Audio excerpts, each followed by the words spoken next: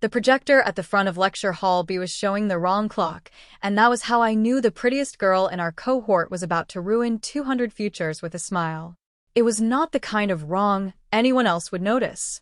The screen said 9:47 a.m., the Academy wall clock said 9:51, and the digital timer beside the emergency exit said 9:58, blinking in silent red numbers, like a wound that refused to close.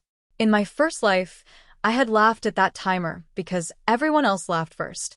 The old building always runs ahead, Elodie Crane had said from the front row, her cream blazer glowing beneath the stage lights, her hair pinned with a silver clasp that made professors remember her name even when she had not spoken. We believed her, because Elodie was the scholarship darling, the dean's favorite, the girl who could turn a rulebook into a necklace and wear it as if it had been written for her alone. We stayed for her plan. We stayed while she drew boxes on the whiteboard, while she whispered that the real briefing came after the officials left, while she told us she had information from a mentor inside the selection committee. We stayed until the doors outside locked. We stayed until the biometric check-in window closed. We stayed until every badge in our cohort went dead at once, and the sound that followed was not a scream but something worse. 200 phones buzzing with the same message, in the same second, announcing that we had missed the launch protocol and forfeited our seats in the National Emergency Leadership track. In that life, I had been standing beside Elodie when the message arrived, holding her marker caps like an idiot assistant. In this life, I was sitting in the back row with my bag already zipped, my shoes angled toward the aisle, and my thumb resting lightly over the cracked plastic cover of my academy badge. When the wrong clock blinked again, I did not pray. I did not gasp. I did not look at Elodie. I rose before the speaker finished his sentence, pushed my chair under the desk with a soft scrape, and walked out of the briefing first. No one clapped when I left. No one followed. That was important. In stories, the heroine makes one brave move and the room divides instantly. Some people understand. Some people chase after her. Someone shouts the truth at the perfect dramatic moment. Real rooms are much crueler. Real rooms watch you stand up and decide, together, that you are arrogant. I felt every eye turn toward me like heat from an oven.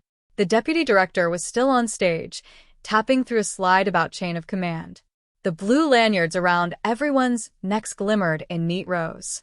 Behind me, a boy from my residence hall muttered, "Is she serious?" And someone else whispered, "Typical Mara." My name dropped like gum on the floor. Mara Vey. The scholarship mistake.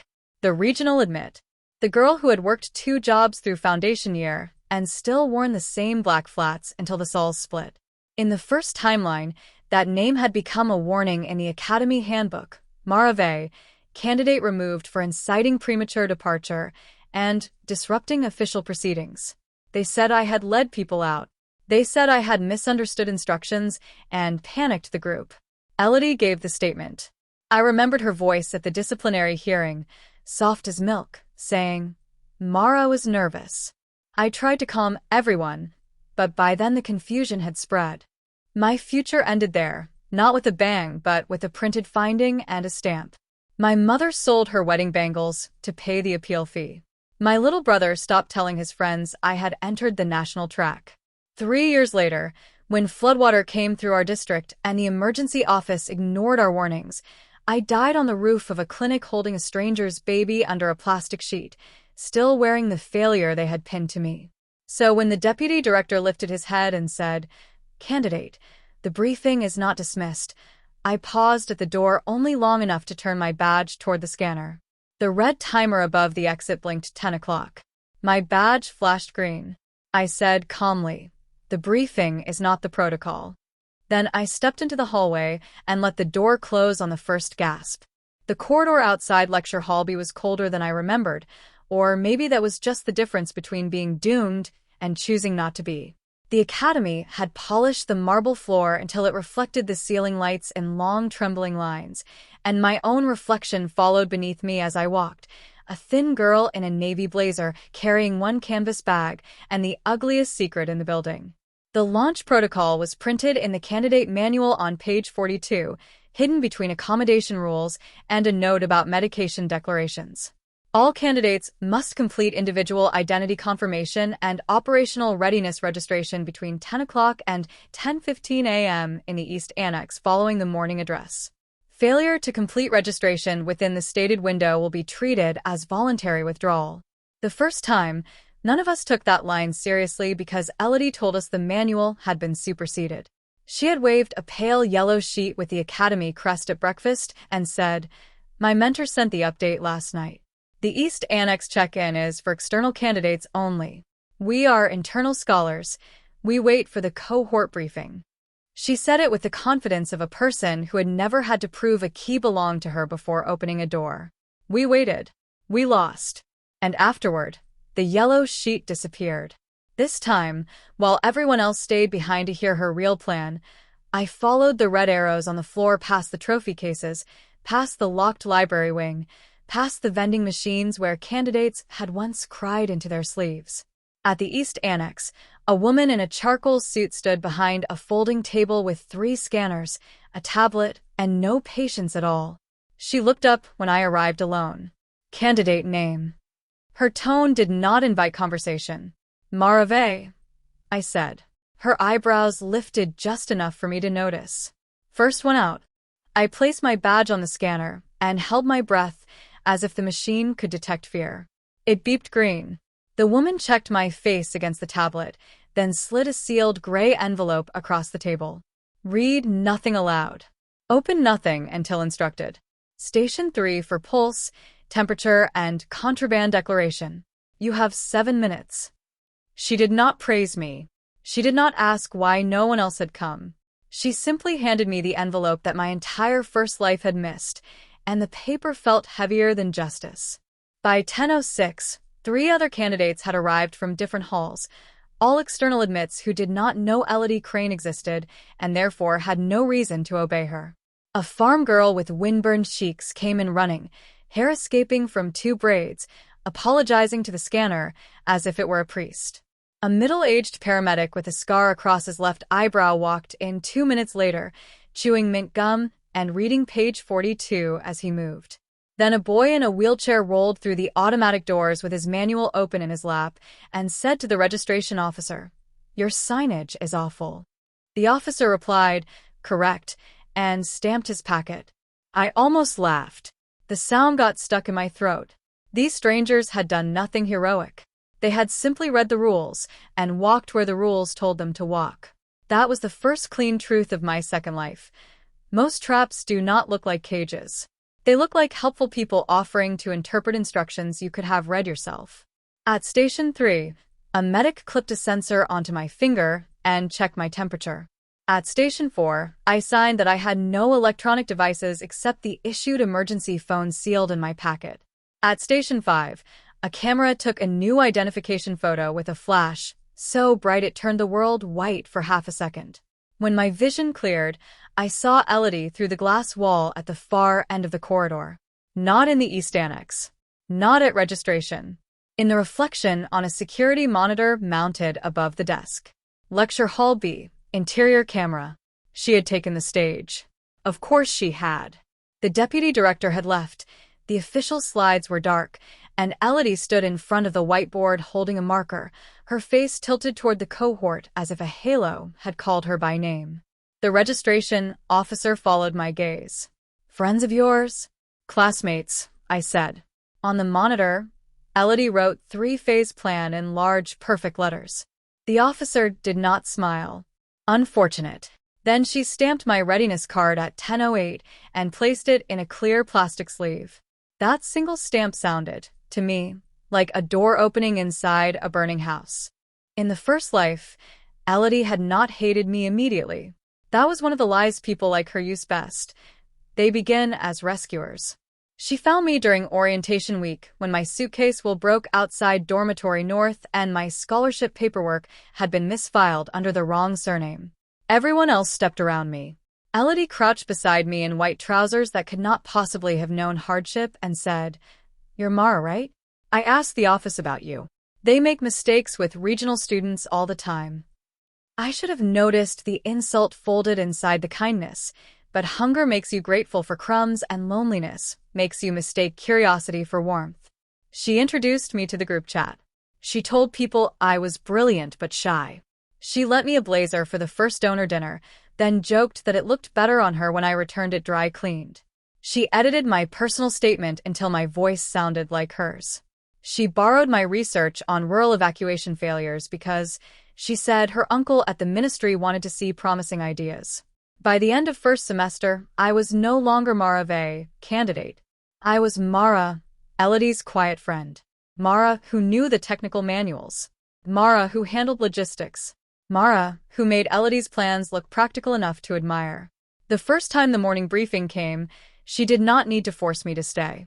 She only touched my wrist and said, "Trust me. You always overthink written instructions." Those words had followed me into death. Now, in the East Annex, I watched her on the security monitor building the same cage, sentence by sentence. "The official packet is generic," she told the cohort. "They use it for everyone. But we are the Crownbridge internal stream, and our procedure is different." A boy in the front row raised his hand. "What about the East Annex check-in?" Elodie laughed gently. "That is exactly why I asked you all to stay. People who run off will be marked as non-compliant." The room turned toward the closed door I had walked through. I could not hear the whispers, but I knew their shape. Mara. Arrogant. Finished. At 10:12, the East Annex doors slid open again, and a small group of candidates spilled in, breathless and confused. They were not from my class. I recognized one from the dorm laundry room, another from the cafeteria line, but none from Lecture Hall B. The registration officer processed them with mechanical speed. Scan, photo check, stamp, station. No drama, no lecture, no second chance given or needed. I stood near the wall with my sealed packet tucked against my ribs, watching the minute hand move. Every second had weight. Back in the briefing hall, Elodie was probably distributing the laminated cards she had printed the night before, each labeled with her invented team structure. Communications lead, Elodie Crane. Field strategy, Jasper Holt. Logistics support, Mara Vey, except this time I was not there to hold the marker caps. She would hate that. She hated empty space more than opposition. Empty space meant someone had left her script. The red timer above the registration table changed to 10:13. The wheelchair candidate glanced at me. "You from the hall where everyone stayed?" I nodded once. He looked toward the glass corridor. "They know it closes at 1:15. "They were told," I said. That was true. The manual told them. The announcement told them. The arrows told them. Their badges, buzzing with reminders since morning, told them. I had learned the hard way that saving people from chosen blindness can turn you into the villain of their story.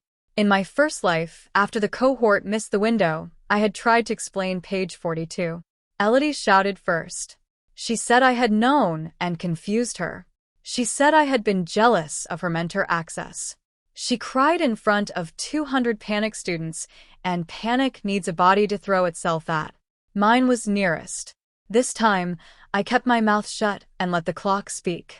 At 10:14, a security supervisor entered from the side office and placed his finger over the tablet. "1 minute," he said. The registration officer lifted a small black remote. Above us, the screen changed from check and open to check and closing. My heart beat so hard I felt it in my teeth. Somewhere behind the walls, Elodie was still explaining the plan that would make everyone miss everything. The doors locked at 10:15 with a sound so soft it was almost polite. No alarm. No buzzer. No dramatic metal slam. Just a quiet click, followed by the screen turning gray and the words "Readiness Registration Complete." That was what destroyed us the first time. Not cruelty, not chaos, but bureaucracy doing exactly what it had said it would do. The registration officer gathered the unused badge sleeves into a neat stack. The medic unplugged the temperature scanner. The security supervisor checked his watch and said, "Station leads, transfer cleared candidates to holding room 2. I counted the names on the tablet as we passed. 28 candidates registered out of 212 assigned to the morning address. 28. In my first life, I had thought we were all victims of one girl's lie. In this life, the number made me colder. The truth was uglier. One girl had lied, yes, but nearly 200 people had preferred her confidence over written rules, over public announcements, over the evidence of their own badges. They had not trusted Elodie because she was right. They trusted her because she made them feel safer than uncertainty did. Holding room 2 was a windowless conference space with bottled water, first aid kits, and a row of sealed tablets on the table. A senior assessor named Dr. Imani Valles entered at 10:19, carrying a folder with a red stripe across the front. She was shorter than I remembered and far more frightening, with iron-gray hair cut bluntly at her chin and eyes that made excuses evaporate before reaching her desk. "Congratulations," she said, not warmly. "You completed the first assessment." The farm girl's mouth fell open. That was an assessment? Dr. Valles looked around the room. Every instruction in emergency leadership is an assessment, especially the boring ones. Her gaze passed over me without recognition, and something inside me loosened. In my first life, I had met her only across a disciplinary table, where she asked why I had abandoned protocol and followed unauthorized peer instruction. I had cried so hard I could not answer. Now she placed one tablet in front of each of us and said, "Do not open your gray packet. Do not touch the tablet until the siren. Do not speak. The candidates still in Lecture Hall B will receive their determination shortly." My hands were steady when I folded them in my lap. The determination arrived at 10:23. We heard it through the wall before we saw anything. A low collective noise rose from the direction of Lecture Hall B, not quite shouting, not yet crying, the terrible in-between sound of people trying to reject a fact that had already entered their phones. In holding room 2, no one moved. Dr. Valles did not turn her head. She stood at the front with her folder closed, listening as if noise were weather. My issued emergency phone buzzed inside its sealed pouch, but the screen faced upward through the plastic, showing the same message I had seen once before. Candidate status update. Readiness registration was not completed within the required time window. Unregistered candidates are withdrawn from today's operational sequence. Appeals may be filed after final determinations are released. The words were unchanged. The difference was that this time they did not have my name beneath them. Through the wall, a chair scraped. Someone shouted. She said not to go. Another voice, sharper, yelled, "Where is Elodie?" I closed my eyes, and for one dangerous second I was back in the first timeline, in the middle of that collapsing room, with hands grabbing my sleeves and phones shoved in my face, and Elodie sobbing that I had misunderstood her private update. My chest tightened. Then Dr. Valles spoke without looking at me. "Candidate Bay." My eyes opened. "Yes, ma'am." Breathe normally. Panic burns glucose. It was the strangest kindness anyone had ever given me. No sympathy, no softness, just a practical instruction that assumed I would survive the next minute. I breathed.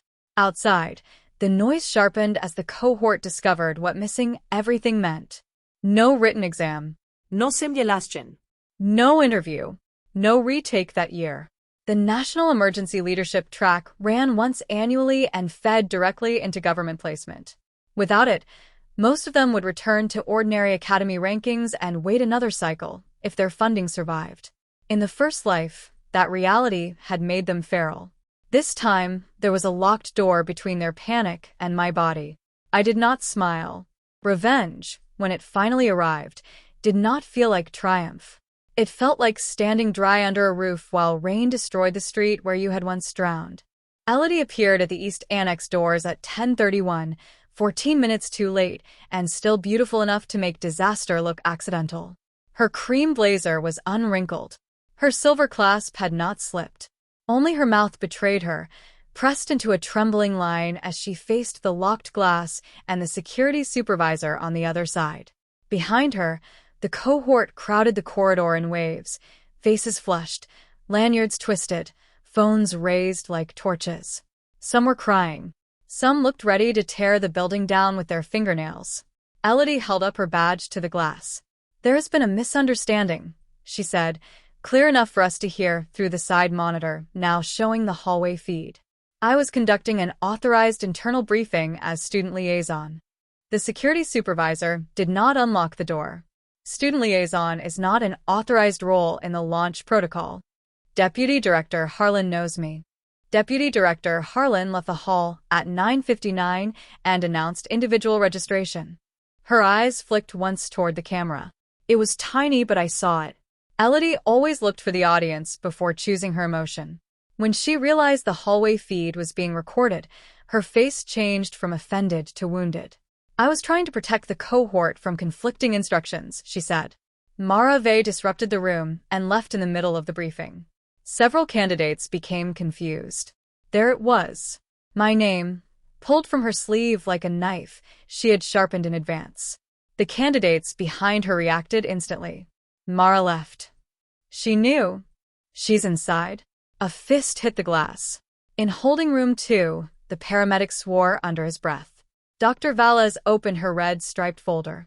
Candidate Vey, she said, remains seated. I had not realized I had risen halfway from my chair. On the monitor, the security supervisor touched his earpiece. Ms. Crane, you and all unregistered candidates will be escorted to Auditorium 4 for preliminary review. Do not leave campus. Elodie's eyes widened at the phrase preliminary review. She knew enough bureaucracy to fear the words that sounded bland. I want to speak to Dr. Valles. Dr. Valles is occupied with cleared candidates. Then I want to file a protest. You may do so after final determinations. A boy behind her shouted. You told us to stay. Elodie turned so fast her silver class flashed. Because Mara created confusion. It was the same lie, but this time she had to throw it through glass. The first operational sequence began at 10:45, while the unregistered cohort was being herded into a separate auditorium like an expensive mistake. The siren in holding room 2 gave one short pulse, and Dr. Valles told us to open our gray packets. Inside mine was not a test paper, but a map of the Academy Service District, a triage card set, a weather bulletin, and a scenario brief stamped flood cascade / rail bridge failure / 60-minute response. My fingers went cold. Floodwater. Of course. The universe had a cruel sense of symmetry. In my first life, I had died during a flood because no one believed a low-income clinic mattered enough to evacuate early. Now the first scenario asked us to allocate buses, shelter access, medical teams, and radio channels before a fictional river breached its wall. 28 of us were split into teams of 4. The wheelchair candidate, whose name was Nico Reyes, rolled to my table without waiting to be invited. The farm girl, Tessa Morn, joined us with a pencil already tucked behind her ear. The paramedic, Alain Dupre, opened the weather bulletin and said, "Bridge goes in 12 minutes if wind shifts east." I looked at the map and saw 3 hidden traps before anyone spoke. The senior shelter was uphill but had no generator. The stadium had capacity, but only one accessible entrance. The clinic marked in blue sat inside the predicted surge zone, exactly like the clinic from my last life. A pulse of old terror moved through me, sharp enough to blur the room. Elodie would have loved this exercise. She would have assigned herself command, made someone else calculate transport, and delivered the prettiest wrong answer in the room. Instead, I put my finger on the clinic and said, "We evacuate this first before the bridge fails. It looks small, but if we wait, we lose ambulance access and trap 37 high-risk patients." Alain looked at me, serious now. "You have field experience?" "I have a memory," I almost said. Instead I answered, "I have seen what happens when small places get treated as optional." Tessa nodded once. Nico spun his tablet around. "Then we make the stadium accessible first, not last." For 60 minutes, we worked like people with no time to perform. No one asked who was top-ranked. No one cared who had the prettiest binder. We moved resources. We killed bad ideas quickly. We made 3 mistakes and corrected them before the assessor reached our table. When the final siren sounded, Dr. Valles looked at our map for a long time, then wrote one word on her clipboard: viable. While we were saving fictional patients, Elodie was losing real allies. We learned that later, piece by piece, because disaster always leaks through walls. Auditorium 4 had been meant for overflow interviews, not mass disciplinary panic, so the unregistered candidates sat in velvet seats beneath decorative chandeliers while administrators projected the launch protocol onto a cinema screen. Page 42. Time window highlighted. East Annex map enlarged. Badge notifications displayed with timestamps. Deputy Director Harlan's announcement transcribed from the hall audio. Following this address, all candidates must proceed individually to East Annex readiness registration. The door will not remain open. No peer-led instruction supersedes written protocol. The words were clear enough to cut. Then came the part Elodie had not expected. The Academy displayed the yellow update sheet she had circulated at breakfast, recovered from 3 different candidate phones.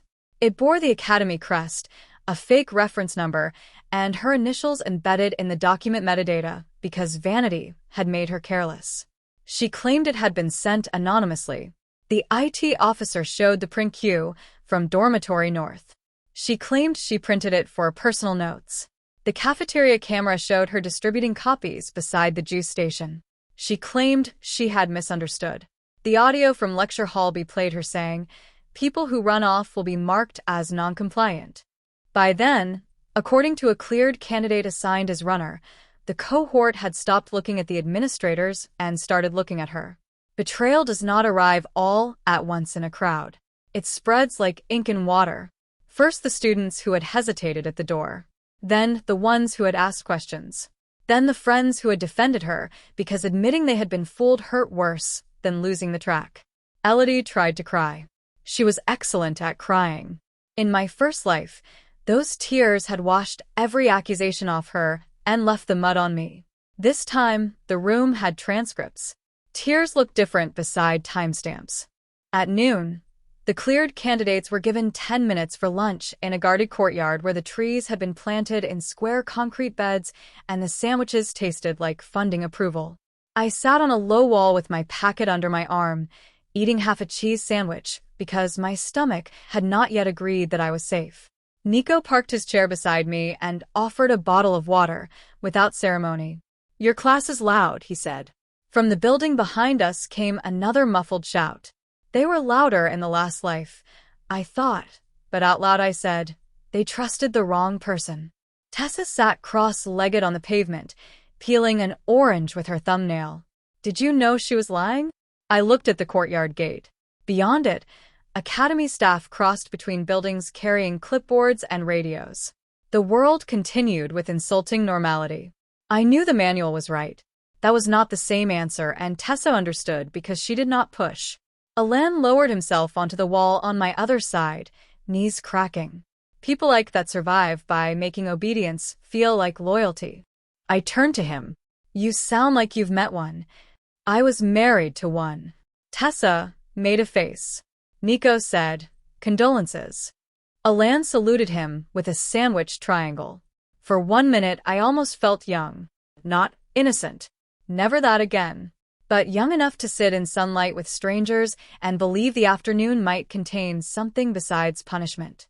Then my personal phone, sealed until the lunch break, lit up with messages from the cohort group chat I had not yet left. There were 497 unread messages. The preview lines stacked like falling debris. "Mara, where are you? Tell them you misunderstood. Elodie says you had the update first. Did you know? Answer. You owe us. UOWES." I stared until the letters blurred.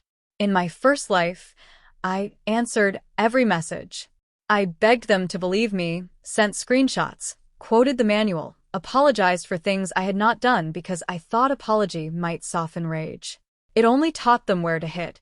This time, I opened the group info, scrolled past 200 names, and tapped leave chat. A little message asked if I was sure. I pressed yes. The phone became silent in my palm, and the silence was so beautiful it frightened me. The second sequence began after lunch and looked, at first, like an interview. That was the Academy's second trick.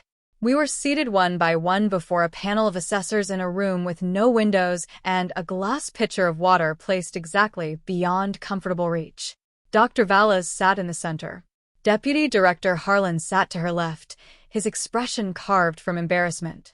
The third assessor was a woman from the National Response Ministry who wore no name tag, which meant she was important enough not to need one.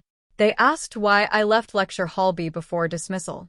I answered, because the protocol required individual readiness registration after the morning address, and the registration window opened at 10 o'clock. Deputy Director Harlan asked, "Did you understand that leaving might be perceived as disrespectful?" "Yes." "Why leave anyway?" I folded my hands under the table so they would not see my nails press into my palms. Because in an emergency, the person who waits for social permission after receiving operational instruction may cost people time they do not have. The ministry woman wrote something down. Dr. Valles watched my face. "Did you warn other candidates?" There it was, the question that had destroyed me once. In the first life, I had warned them too late, and they accused me of causing panic. In this life, I had said one sentence at the door. The briefing is not the protocol. Was that enough? Was it cowardice not to shout? Was survival just selfishness with better timing? I took one breath. The official speaker warned them. The written manual warned them. The badge notifications warned them. I stated that the briefing was not the protocol when challenged at the door. I did not remain to argue with unauthorized peer instruction because that would have caused delay and confusion. The room went very still. The ministry woman looked up. That phrasing is precise. I met her eyes. It needed to be. Dr. Valles closed her folder softly. Candidate Vey, were you aware of Ms. Crane's fabricated update before this morning? No. Were you involved in creating or distributing it? No. Do you have any personal conflict with Ms. Crane? A laugh almost escaped me. Personal conflict was such a tidy phrase for being framed, ruined, buried, reborn. I said, she has often treated my work as if it belonged to her. I have stopped permitting that. For the first time all day, Dr. Valles' mouth almost became a smile. By mid-afternoon, Elodie had changed strategies 3 times. First she blamed me. Then she blamed the deputy director's ambiguous tone.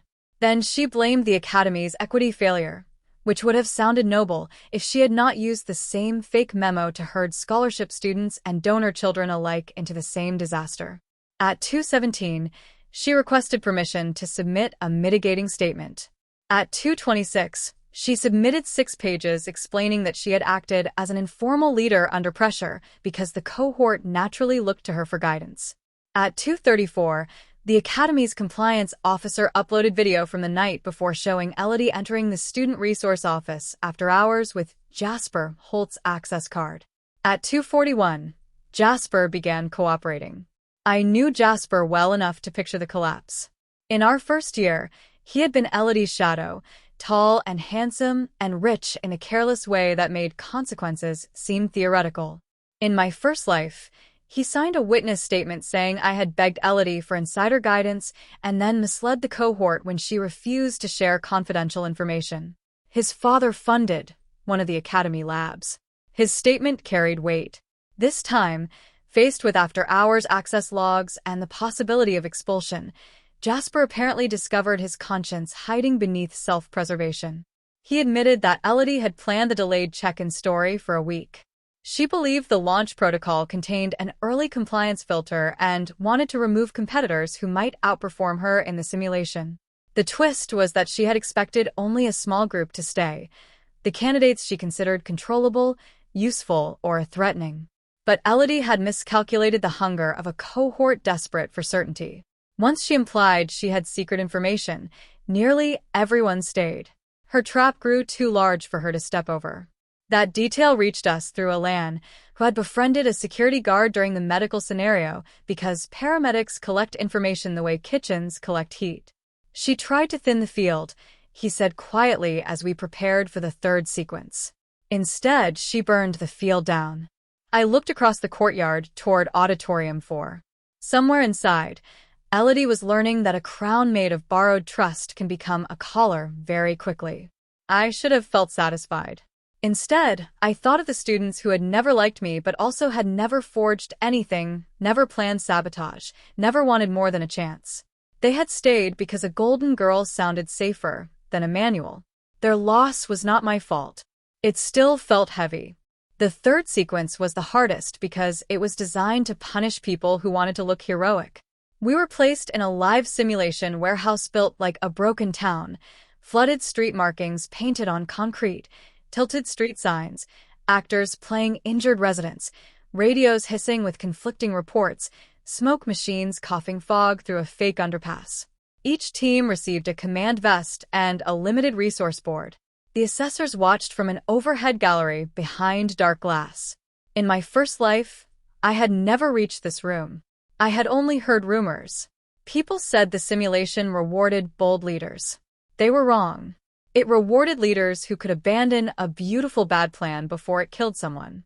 Our scenario began with a missing school bus, a power outage at the senior shelter, and a mayor demanding all resources be sent to the wealthy Ridge District because cameras were already there. Tessa wanted to send scouts to the bus route.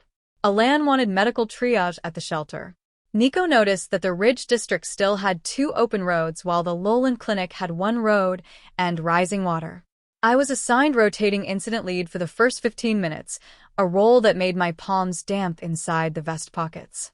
The old Mara would have tried to sound certain. The dead Mara knew certainty was a drug. We split confirmation from action. I said into the radio. Nico, map accessible exits. Tessa, verify bus last location. Alain, shelter triage priority. We do not send full resources to the Ridge until we confirm loss of access. The mayor actor shouted in my face. A camera drone lowered near my shoulder. The radio screamed that social media was accusing us of abandoning donors. My skin prickled with the memory of my first life, when officials waited for permission while water climbed clinic stairs. I gave the order to move 2 buses to the Lowland Clinic and 1 generator to the senior shelter. The mayor actor threatened my career. I said, document it. In the control room, a buzzer sounded once. I did not know whether that meant success or failure, and that uncertainty was a blade pressed under my ribs. 20 minutes later, the missing school bus was found near the Lowland Clinic route. Because we had not sent all transport to the Ridge, we had enough capacity to evacuate the children and the clinic patients before the simulated bridge collapse. Tessa whooped so loudly an actor broke character and grinned. Nico muttered, "Pretty plan would have killed them." I thought of Elodie's whiteboard, her 3-phase plan, her lovely arrows leading nowhere. Pretty plans usually do, I said. At 4:05, the Academy finally opened formal appeals for unregistered candidates, which was another way of saying the decisions were already made. Appeals existed to make failure feel procedural. The cleared candidates were given a break in a side lounge where the lights were too warm and the carpet smelled faintly of coffee. I sat near the window, watching candidates leave auditorium 4 one by one. Some were pale with shock. Some were angry enough to walk into walls. A few looked smaller than they had that morning, stripped of the group's false certainty and left with the private shame of having ignored plain instructions. I saw the boy who had asked about East Annex in the briefing hall. His name was Adrian, I remembered. In my first life, he had testified against me because Elodie said I confused him. Now he stood outside the auditorium with both hands over his face, while his friend rubbed his back. I did not hate him. That surprised me. Death had not made me kinder, exactly, but it had made hatred feel expensive. I had only so much life now. I did not want to spend all of it paying attention to cowards. Then Elodie emerged. For the first time all day, she looked imperfect. Her silver clasp was gone, leaving one side of her hair loose around her cheek. Her cream blazer hung open. Jasper walked 5 steps behind her, not beside her. The space between them looked like a verdict. She saw me through the lounge window and stopped.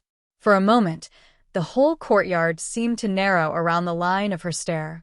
In the first life, she always approached when people were watching because she knew how to control scenes. This time she came alone. Security let her into the lounge after checking with an assessor, perhaps because controlled confrontation reveals more than silence. She walked straight to me, every eye in the room following. "Mara," she said softly. I did not stand. "Elodie." Her lower lip trembled, precise as a trained note. "You knew." The accusation was quiet, but it carried. "I read," I said. There is a difference. Her eyes flashed, and there she was, the girl beneath the gold leaf. You could have told me the window was real. I looked at her for a long moment. The deputy director told you. The manual told you. Your badge told you. You told everyone those things did not matter, because you wanted them to obey you instead. I was trying to lead. No, I said, and my voice did not shake. You were trying to own the door. She slapped me then. Not hard enough to injure, just hard enough to create a gasp. That was Elodie's gift. Even violence became performance in her hands. My cheek turned hot. Elan started to rise, but Dr. Valles appeared in the doorway before anyone could move. I wondered how long she had been there. Elodie stepped back instantly, tears already forming. She provoked me. The room became very quiet. Dr. Valles looked at my cheek, then at Elodie's hand. Miss Crane, your provisional appeal is denied. Elodie froze. You cannot deny an appeal because of a personal reaction. Correct, Dr. Valles said. Your appeal was denied 7 minutes ago based on document fabrication, unauthorized access, peer misdirection, and failure to complete readiness registration. The personal reaction merely confirms the behavioral assessment. Elodie's face lost color one layer at a time. Behavioral assessment? You were permitted into this lounge to return candidate Bay's property. For the first time, I noticed the folder under Elodie's arm. It was my blue research folder, the one I had left in the briefing hall beneath my chair. In the first life, it vanished after the disaster, and parts of my rural evacuation model appeared later in Elodie's failed appeal as evidence of her leadership preparation. This time, security had recovered it from her bag during review. My name was written on the inside cover in black marker. Elodie clutched it tighter. Dr. Valles extended one hand. Now. Elodie looked at the folder, then at me, and for 1 second I thought she might tear it in half just to prove she could still destroy something. But there were cameras in the lounge, assessors at the door, and no crowd left willing to call her graceful while she did it. She handed it over. Dr. Valles passed it to me without ceremony. Check the contents. My fingers opened the cover. The maps were there. The clinic evacuation notes. The model I had built from flood reports after my district was ignored the first time around. On the last page, in the margin, Elodie had written one line in pencil. Adapt this for leadership statement. I held the page up. Dr. Valles read it. So, did the others nearest us. Elodie whispered, that is not what it looks like. I almost admired the instinct. Even drowning, she tried to sell water as air. It looks, Dr. Valles said, consistent. Security escorted Elodie from the lounge while her appeal badge blinked red against her cream blazer. The final selection announcement took place at 6:30 in the same lecture hall B where the day had begun. Only the cleared candidates were allowed inside now. The empty seats made the room look haunted. 200 chairs sat in perfect rows, their blue writing tablets folded down as if still waiting for the students who had trusted the wrong voice. I chose a seat in the middle instead of the back. That mattered to me more than it should have. In my first life, I had sat in back because I wanted to disappear, then been dragged to the front as an example. This time, I sat where I wanted and placed my blue folder on my lap. Dr. Valles stepped onto the stage with Deputy Director Harlan and the ministry woman. No one used the projector. No pretty slides. No motivational music. Just names, scores, placements, and consequences.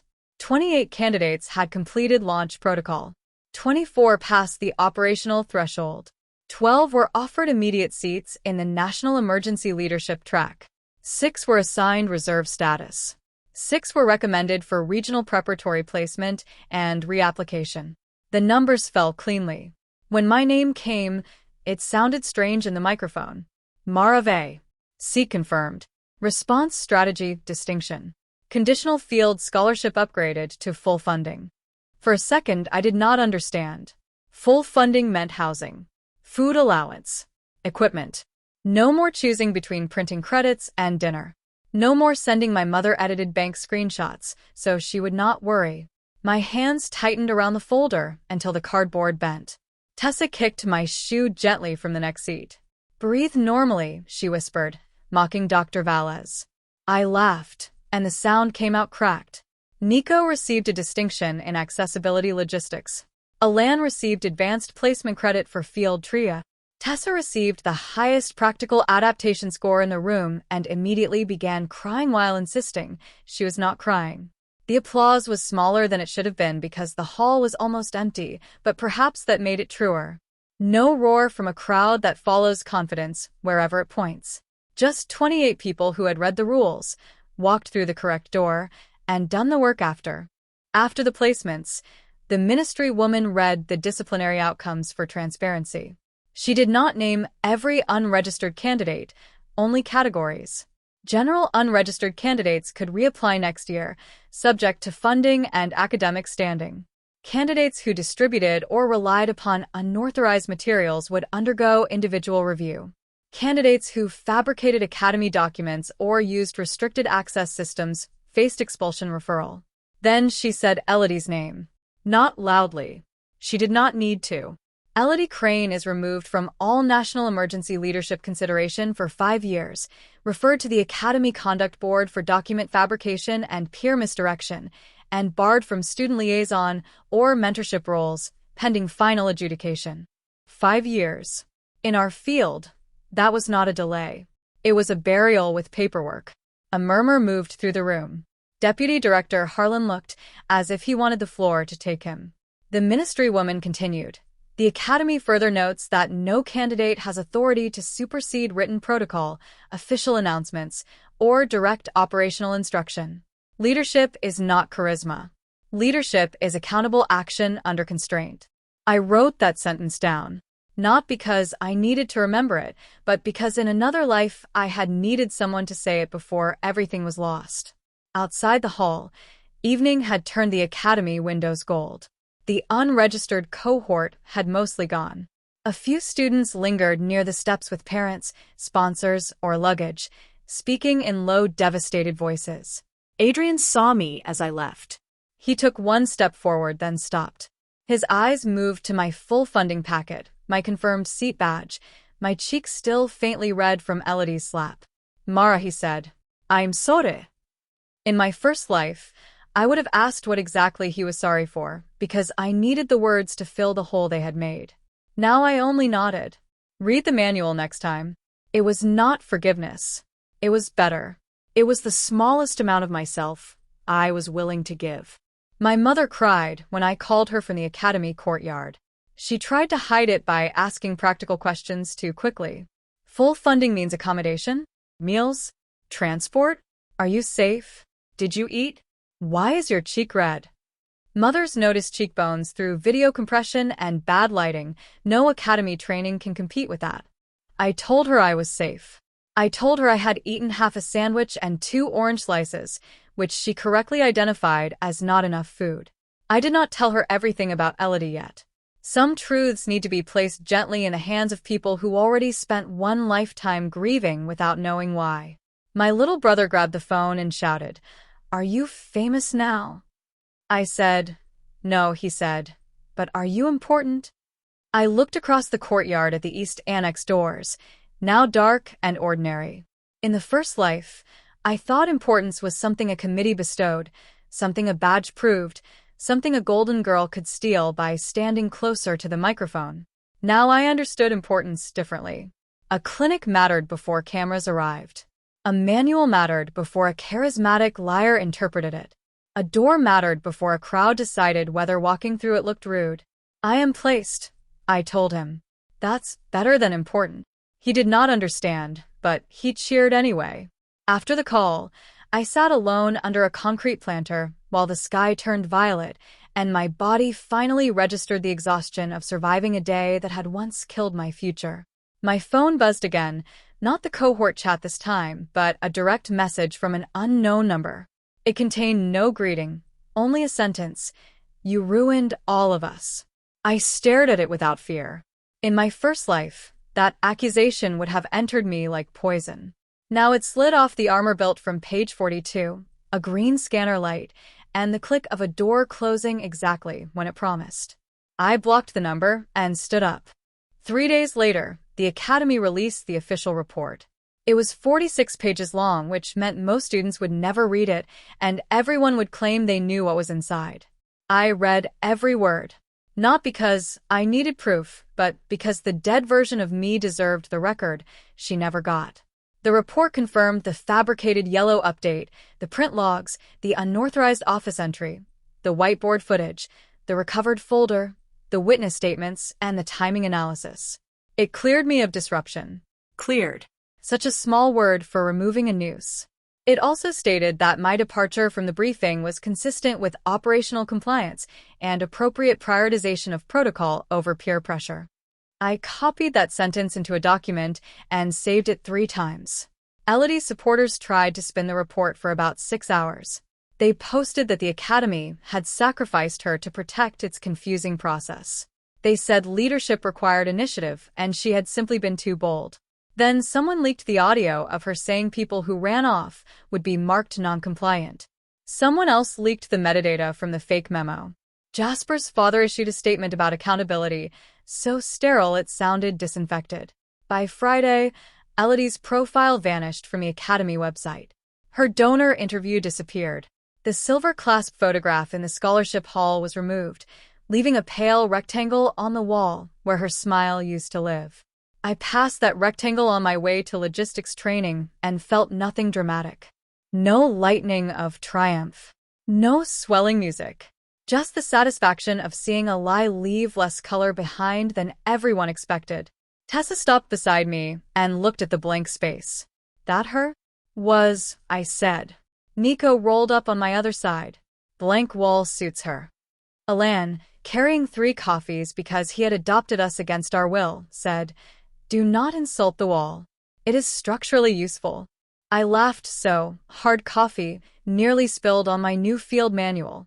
Training began before dawn the following Monday. Real training, not ceremonial lectures and glossy brochures.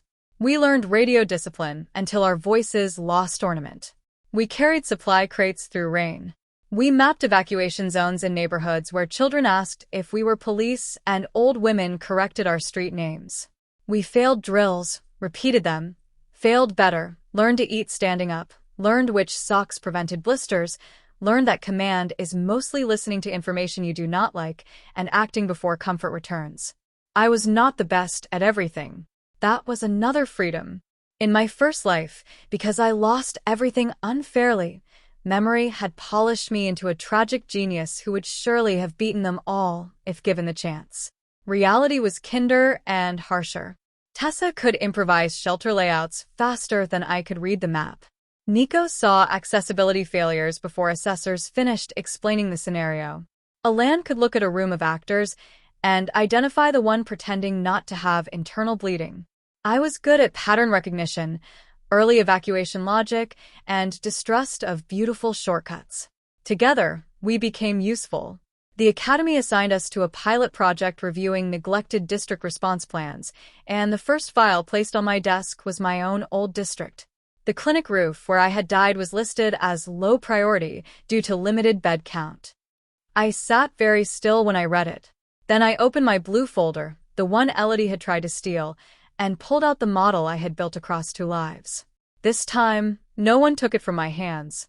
This time, Dr. Valles read the first page, looked at the flood maps, and said, "Build me a case strong enough that the ministry cannot ignore it." I worked until midnight, not because revenge demanded it, because people in low-priority places deserved officials who moved before the water reached their stairs. A month after the briefing, Elodie requested a private meeting with me through the conduct office. The request arrived in my Academy inbox with 3 lines of neutral administrative language and a button marked accept or decline. I almost laughed at the arrogance of it. Even her apology wanted a scheduled room. I declined.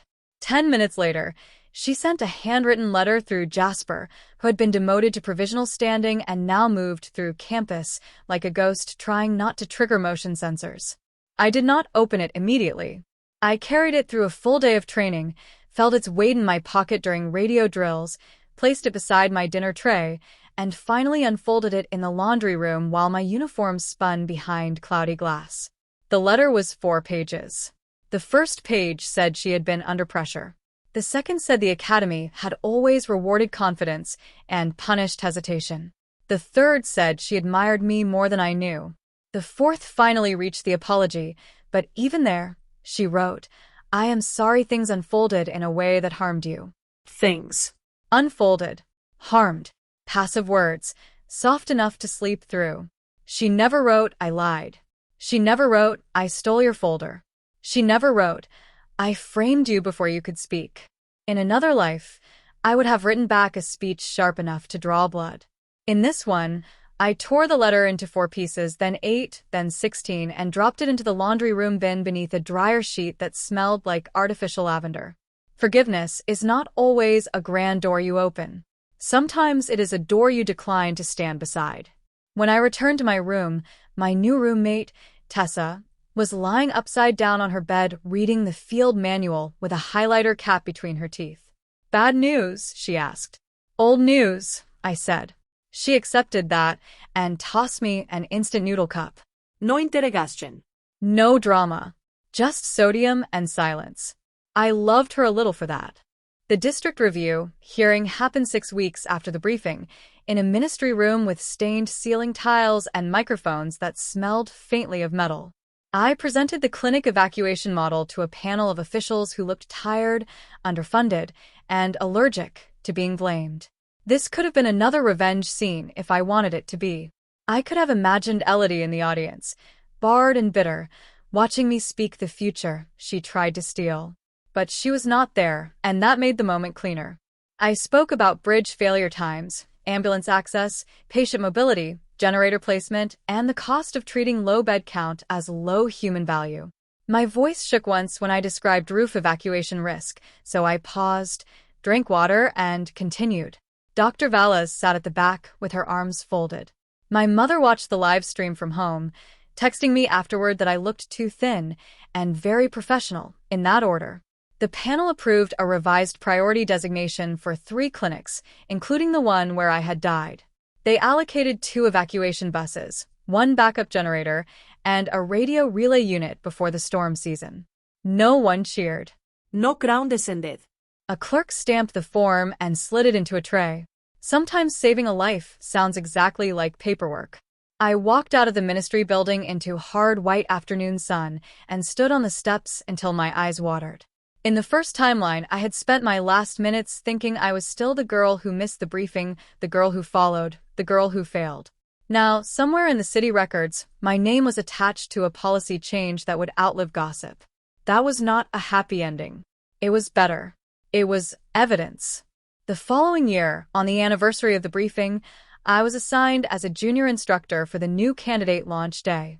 The academy asked me to give a short speech about protocol discipline, which made Tessa laugh for 10 straight minutes because she said I had the inspirational warmth of a locked filing cabinet.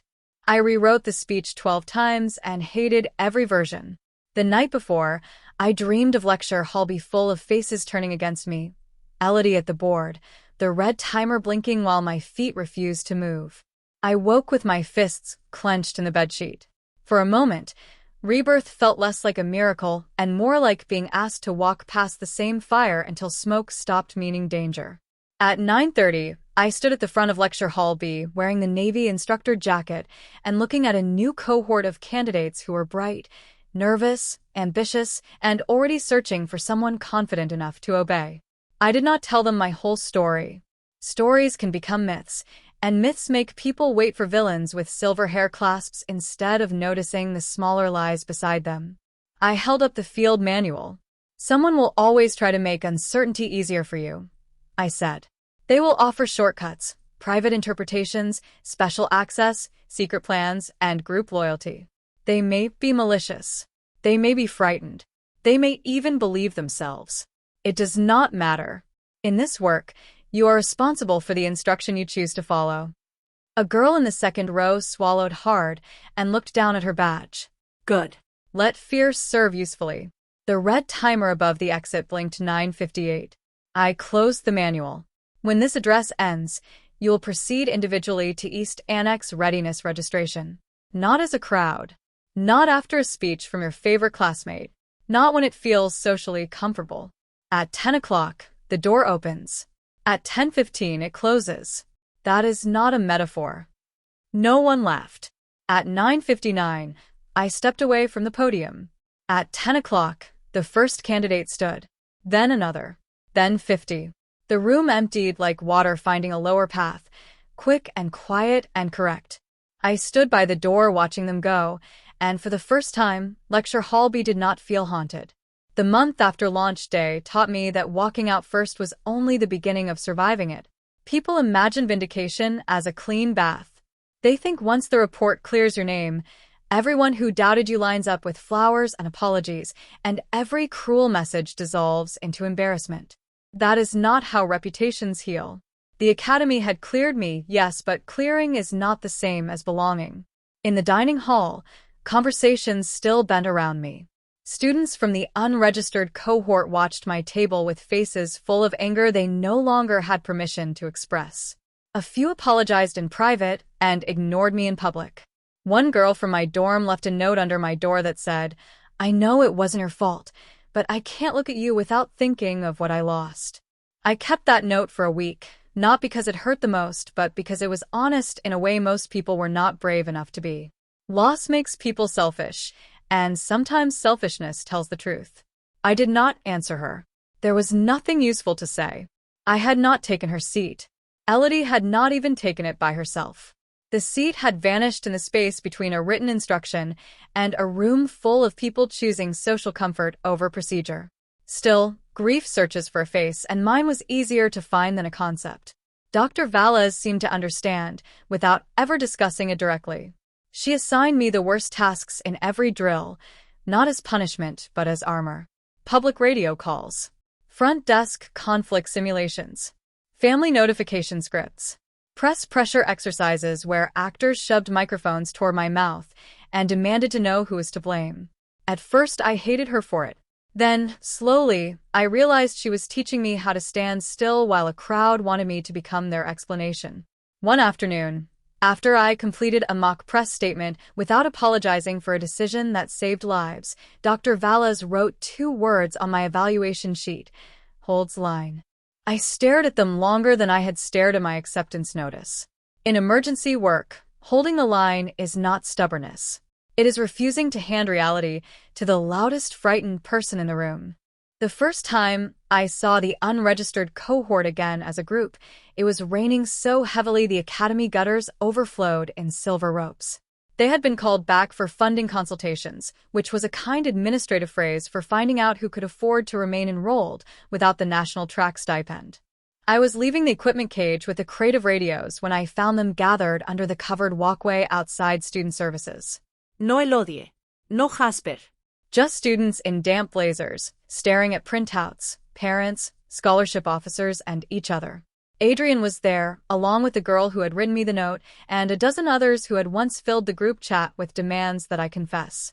For a second, both sides froze. I could have turned around.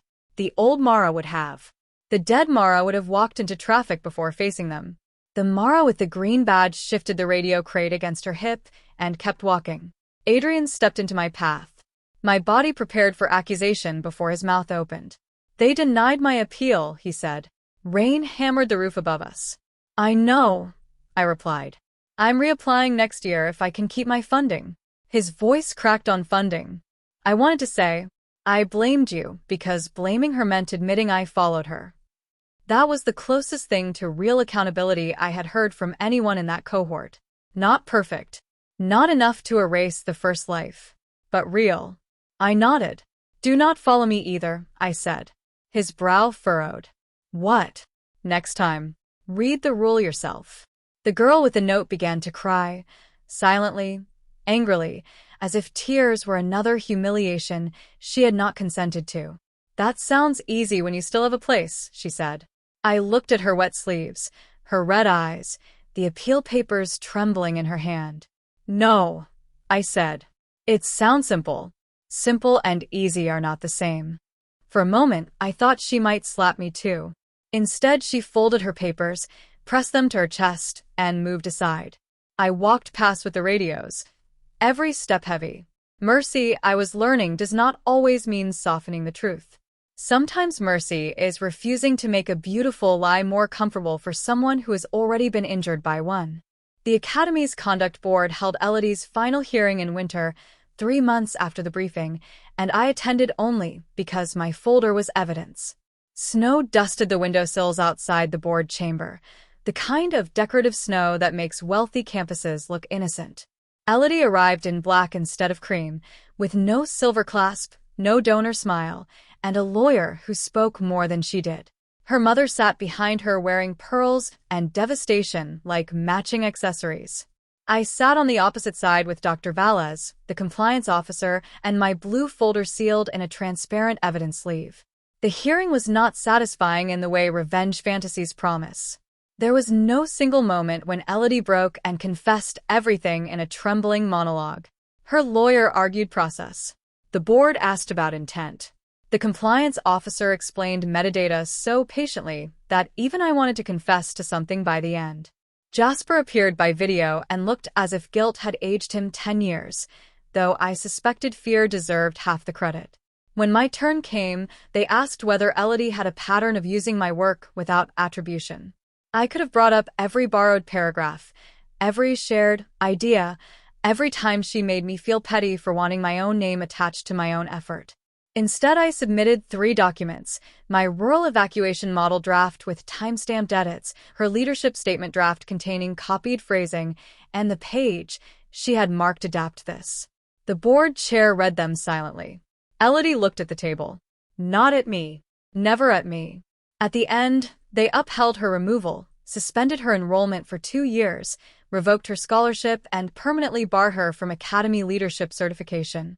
Her mother made a sound like a glass cracking. Elodie finally looked up then, but not at the board. At me. Her expression was not regret.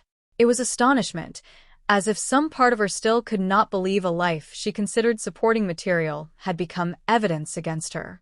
I felt the old fear stir, then fade. I did not need her to understand. Understanding was not a debt the universe owed me. The board chair dismissed us, and outside the chamber, snow touched the black shoulders of her coat while she stood completely still. I walked past without slowing. Behind me, she said my name once. I kept going. Some doors you walk through. Some doors you become. The first real deployment of my second life came at the end of storm season, before anyone expected serious flooding. A coastal road collapsed after 2 days of rain, isolating 3 villages and a residential care home near the old quarry. Our unit was sent as support, which meant we carried equipment, followed senior officers, and learned how little simulations smell like reality. Reality smelled like wet wool, petrol, mud, frightened animals, and instant coffee burned black in a church kitchen. The care home generator failed just after midnight. The senior officer hesitated because the main bridge was still technically passable, but the quarry road was already softening, and moving frail residents in darkness carried risk. I felt the old timeline breathe down my neck. Waiting had a sound, rain ticking against the church windows, radios crackling with partial updates, officials using words like monitor and reassess because decide felt too heavy. I opened the local map, found the slope angle near the quarry road, and recognized the same pattern as the training scenario, the same disguised deadline hidden inside ordinary weather. My rank was too low to command, but not too low to speak. If we wait until daylight, I said to the senior officer, we may be moving them without a road. He looked at me for half a second too long. I expected irritation. Instead he said, show me. I showed him. Not dramatically. Not with a speech. With contour lines, transport times, patient lists, and the generator failure curve. He ordered evacuation at 12:26 a.m. The quarry road slumped at 3:10. By then, every resident was in the church hall with blankets, medication charts, and one furious old woman demanding proper tea. At dawn, while volunteers served toast, the senior officer handed me a paper cup of coffee and said, "Good catch." 2 words. That was all. I walked outside behind the church and cried where no one could see me, not because I had been praised, but because somewhere in the folded map of the world, a night that once ended with water and regret had become a morning full of people complaining about tea. That is the kind of miracle no golden girl knows how to steal. Years later, people still asked me why I walked out first. They asked it at conferences, in training rooms, in the back of buses during flood season when younger officers wanted stories that turned fear into entertainment. By then, Elodie Crane had become a cautionary footnote in Academy policy, her name used less often than the phrase peer-led protocol violation. She tried consulting, then image rehabilitation, then a podcast about institutional betrayal that lasted 3 episodes before listeners found the report. I did not follow her life closely. That, too, was a victory. My world grew bigger than her shadow. I became the person sent into district's officials described as complicated. I learned to read river gauges like moods, to hear panic under polished briefings, to mistrust plans that looked too clean on white boards. My mother bought back 1 pair of bangles with my first ministry bonus, not the same one she sold in the other life, but close enough that I cried when she wore them to dinner. My brother entered engineering and claimed my obsession with bridges had infected him. The clinic in our district gained a flood wall, then a generator, then a rooftop access ramp that no one needed for 3 years, which is exactly how preparedness should work. When the big flood finally came again, the clinic evacuated before midnight. 39 patients moved. No roof rescue. No plastic sheet. No stranger's baby held above black water, while sirens arrived too late. The next morning, a nurse sent me a photo of the empty clinic ward with mud pressed against the outer doors and every bed stripped clean. I saved it beside the Academy report. 2 images, a cleared name and an empty ward. Proof that leaving at the right time can save more than yourself. The story people told about that first briefing changed as the years passed, which is how I learned that memory has its own public relations department. Newer students said I had known every detail in advance, that I had smiled while walking out, that I had warned no one because I wanted the whole class removed. Others said I had shouted the truth, and only the foolish ignored me. Neither version was true. The real version was smaller and more uncomfortable. I was terrified. I wanted someone to follow me so badly that my throat hurt. I wanted proof that doing the right thing would not cost me every human connection in the room. But leadership is not always dragging people behind you. Sometimes it is leaving loudly enough that the people who are ready can hear the door, and accepting that the people who prefer the lie may call your survival betrayal. I kept the cracked badge from that day in the top drawer of my desk. The plastic never sat flat after years of use, and the corner near my photo was scratched white from where my thumb had pressed too hard. Whenever a junior officer asked how to recognize the right moment to act, I took out that badge and placed it on the table. You will want certainty, I told them. You probably will not get it. Look for the written instruction, the closing window, the person making disobedience sound like loyalty, and the quiet place in your chest that already knows the answer. They always expected something more impressive. They wanted a secret. There was no secret. There was only the practice of not handing your judgment to someone who smiled better than you. So no, I did not defeat Elodie with a speech. I did not expose her by standing on a stage and shouting every secret while the crowd gasped in perfect rhythm. I did not beg the cohort to trust me, did not drag them through the door, did not sacrifice my second life trying to rescue people from the consequences of worshiping confidence over truth. I walked out first. That was all. I obeyed the instruction written plainly in front of me. I let the door close. I let the girl with the silver clasp keep talking. I let the cohort stay for her plan, because some lessons only become visible after the clock stops forgiving you. And when they missed it all, when the messages came and the shouting began, and her beautiful plan collapsed under the weight of its own timestamps, I was already on the other side with a green badge, a sealed packet, and a future no one else was holding for me. In my first life, they taught me that being alone meant being weak. In my second, I learned that sometimes being alone is the only reason you can still hear the truth. The briefing was never the test. The test was the moment between knowing the rule and fearing the room. The test was the scrape of my chair, the heat of their stares, the deputy director saying the briefing was not dismissed, and my own voice answering, "Steady at last. The briefing is not the protocol." Every life has a door like that. Some are loud. Some look ordinary. Some open for 15 minutes and never again. Mine opened at 10 o'clock in the East Annex of Crownbridge Academy, under a red timer everyone else ignored. I walked through it first, and this time, I did not look back.